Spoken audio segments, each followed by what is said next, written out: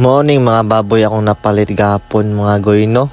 Kung lantawon ninyo goy, tanawang lawas goy. Ligpis price tanan goy ba. Oh?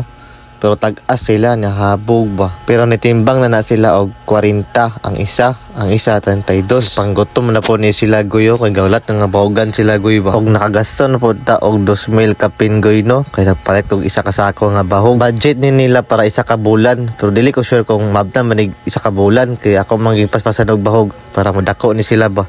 Gapila na po nako og mga vitamins goy para pampaganag kaon goy ba. Before nako sila bahogan goy, gihinluan sa nako daan ng ilang bahoganan ug ang salog kay daran mang iats goy, lain po kayo magkaon-kaon sila diya nga ugaw kayo ba.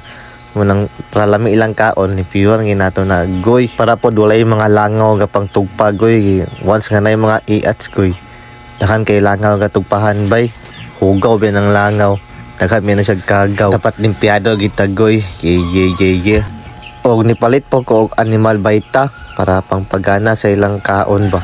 All in one na siya tanan. Pwede na siya sa manok, sa baboy. Pwede po na siya sa mga buaya goy. Ang buaya ito nga nasa politiko nga buaya ba. Pwede na pakaon ng animal baita.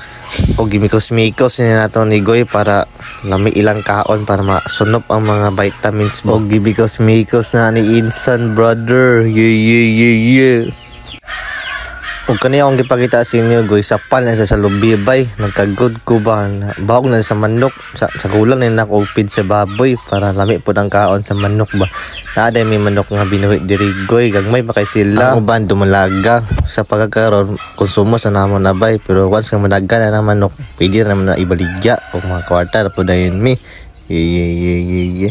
Nga na inang diskartes kinabuhi goy, sige iya tag diskarte karong panahon na. Para madatot na. Yeah. O giboga na po nako sila goy no. Kay gipanggutom lagi ni mga babuyan ni. Sa isa ka adlaw katulon ako ni sila bogan. Buntag, udto, o hapon.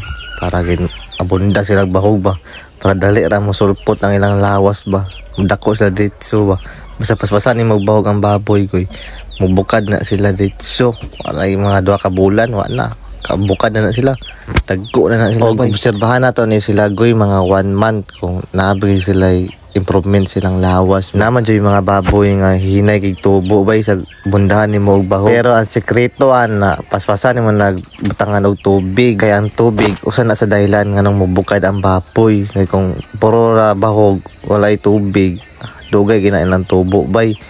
Hinay kang pasis sa pagtubo ana. Nang ikaw gaboy baboy butang ng tubig goy. Yeah. Blessing love sa inyong lahat goy. Ngunta okay ra mo kaya ako dire okay ra pug ko.